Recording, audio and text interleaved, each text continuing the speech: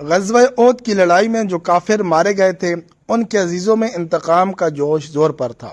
سلافہ نے، جس کے 2 بیٹے اس لڑائی میں مارے گئے تھے، منت مانی تھی کہ اگر عاصم، جنہوں نے اس کے بیٹوں کو قتل کیا تھا، اگر ہاتھ آ جائے تو اس کی کھوپڑی میں شراب پیوں گی۔ اس لیے اس نے اعلان کیا تھا کہ جو عاصم کا سر لائے گا اس کو 100 اونٹ انعام دوں گی۔ سفیان بن خالد کو اس لالچ نے آمادہ کیا کہ وہ ان کا سر لانے کی کوشش کرے۔ چنانچہ اس نے عزل وقارہ کے چند آدمیوں کو مدینہ منورہ بھیجا۔ ان لوگوں نے اپنے کو مسلمان ظاہر کیا اور حضور اقدس صلی اللہ علیہ وسلم سے تعلیم و تبلیغ کے لیے اپنے ساتھ چند حضرات کو بھیجنے کی درخواست کی اور حضرت عاصم کو بھی ساتھ بھیجنے کی درخواست کی۔ چنانچہ حضور صلی اللہ علیہ وسلم نے ان 10 آدمیوں کو اور بعض روایات میں 6 آدمیوں کو ان کے ساتھ کر دیا، جن میں حضرت عاصم بھی تھے۔ راستہ میں جا کر ان لے جانے والوں نے بدعہدی کی اور دشمنوں کو مقابلہ کے لیے بلایا، جو 200 آدمی تھے، اور ان میں سے تو 100 آدمی بہت مشہور تیر انداز تھے، اور بعض روایات میں ہے کہ حضور صلی اللہ علیہ وسلم نے ان حضرات کو مکہ والوں کی خبر لانے کے لیے بھیجا تھا۔ راستہ میں بنو لحیان کے 200 آدمیوں سے مقابلہ ہوا۔ یہ مختصر جماعت 10 آدمیوں کی یا 6 آدمیوں کی یہ حالت دیکھ کر ایک پہاڑی پر، جس کا نام فتفت تھا، چڑھ گئی۔ کفار نے کہا کہ ہم تمہارے خون سے اپنی زمین رنگنا نہیں چاہتے، صرف اہل مکہ سے تمہارے بدلہ میں کچھ مال لینا چاہتے ہیں۔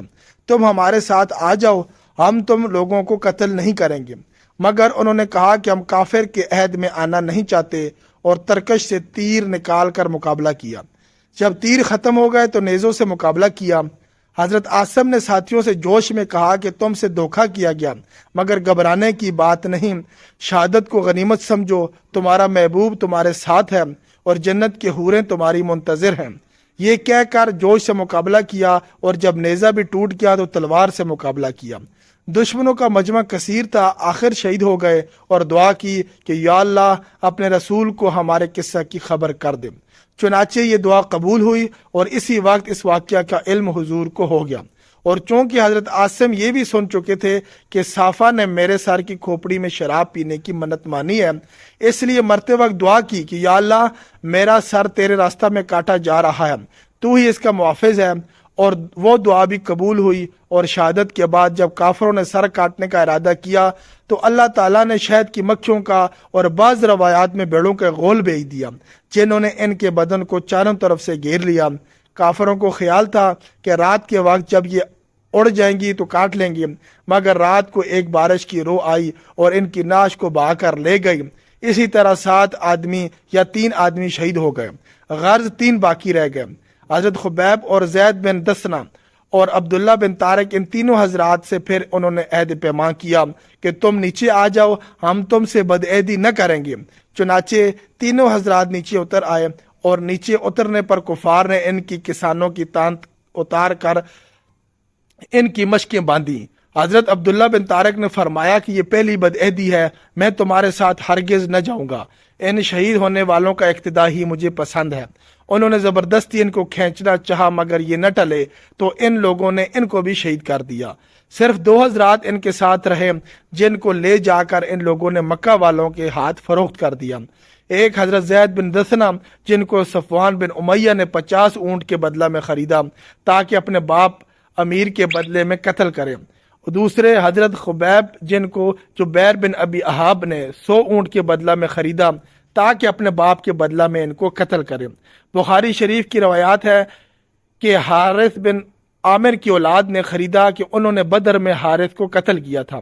صفوان نے تو اپنے قیدی حضرت زید کو فوراً ہی حرم سے باہر اپنے غلام کے ہاتھ بھیج دیا کہ قتل کر دیے جائیں۔ اس کا تماشا دیکھنے کے واسطے اور بھی بہت سے لوگ جمع ہوئے، جن میں ابو سفیان بھی تھا۔ اس نے حضرت زید سے شہادت کے وقت پوچھا کہ اے زید، مجھ کو خدا کی قسم سچ کہنا، کیا تجھ کو یہ پسند ہے کہ محمد صلی اللہ علیہ وسلم کی گردن تیرے بدلہ میں مار دی جائے اور تجھ کو چھوڑ دیا جائے کہ اپنے اہل و عیال میں خوش و خرم رہے؟ حضرت زید نے فرمایا کہ خدا کی قسم مجھے یہ بھی گوارا نہیں کہ حضور اقدس صلی اللہ علیہ وسلم جہاں ہیں وہیں ان کے ایک کانٹا بھی چبھے اور ہم اپنے گھر آرام سے رہیں۔ یہ جواب سن کر قریش حیران رہ گئے۔ ابو سفیان نے کہا کہ محمد صلی اللہ علیہ وسلم کے ساتھیوں کو جتنی ان سے محبت دیکھی اس کی نظیر کہیں نہیں دیکھی۔ اس کے بعد حضرت زید شہید کر دیے گئے۔ حضرت حبیب ایک عرصہ تک قید میں رہے۔ حجیر کی باندی جو بعد میں مسلمان ہو گئیں کہتی ہیں کہ حضرت حبیب جب ہم لوگوں کی قید میں تھے تو ہم نے دیکھا کہ حبیب ایک دن انگور کا بہت بڑا ہوشہ آدمی کے سر کے برابر ہاتھ میں لیے ہوئے انگور کھا رہے تھے، اور مکہ میں اس وقت انگور بالکل نہیں تھے۔ وہی کہتی ہے کہ جب ان کے قتل کا وقت قریب آیا تو انہوں نے صفائی کے لیے اس طرح مانگا، دے دیا گیا۔ اتفاق سے کم سن بچہ اس وقت خبیب کے پاس چلا گیا۔ ان لوگوں نے کہا کہ اس طرح اس کے ہاتھ میں اور بچہ ان کے پاس ہے۔ یہ دیکھ کر ڈر گئے۔ خبیب نے کہا کیا تم سمجھتے ہو کہ کہیں بچہ کو قتل کر دوں گا؟ میں ایسا نہیں کر سکتا۔ اس کے بعد ان کو حرم سے باہر لایا گیا اور سوری پر لٹکانے کے وقت آخری خواہش کے طور پر پوچھا گیا کہ کوئی تمنا ہو تو بتاؤ۔ انہوں نے فرمایا کہ مجھے اتنی مہلت دی جائے کہ 2 رکعت نماز پڑھ لوں کہ دنیا سے جانے کا وقت ہے اور اللہ جل شانہ کی ملاقات قریب ہے۔ چنانچہ مہلت دی گئی۔ انہوں نے 2 رکعتیں نہایت اطمینان سے پڑھی اور پھر فرمایا کہ اگر مجھے یہ خیال نہ ہوتا کہ تم لوگ سمجھو گے کہ میں موت کے ڈر کی وجہ سے دیر کر رہا ہوں تو 2 رکعت اور پڑھتا۔ اس کے بعد سولی پر لٹکا دیے گئے تو انہوں نے دعا کی، یا اللہ کوئی ایسا شخص نہیں ہے جو تیرے رسول پاک صلی اللہ علیہ وسلم تک میرا آخری سلام پہنچا دے۔ چنانچہ حضور کو بذریعہ وحی اسی وقت سلام پہنچایا گیا۔ حضور نے فرمایا علیکم السلام یا خبیب، اور ساتھیوں کو اطلاع فرمائی کہ خبیب کو قریش نے قتل کر دیا۔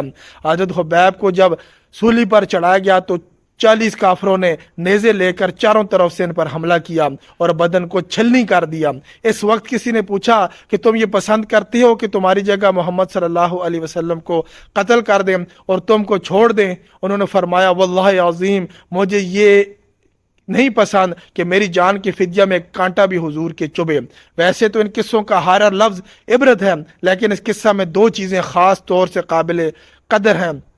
ان حضرات کی نبی کریم کے ساتھ محبت و عشق کہ اپنی جان کے بدلے میں ایک لفظ کہنا بھی گوارا نہیں کہ حضور کو کسی قسم کی تکلیف معمولی سی بھی پہنچ جائے، اس لیے کہ حضرت خبیب سے صرف زبان سے ہی کہلانا چاہتے تھے اور صرف زبان سے کہنا ہی تھا، ورنہ بدلہ میں حضور کو تکلیف پہنچانے پر تو ان کفار کو بھی قدرت نہ تھی، بلکہ وہ لوگ خود ہی ہر وقت تکلیف پہنچانے کی کوشش میں رہتے تھے۔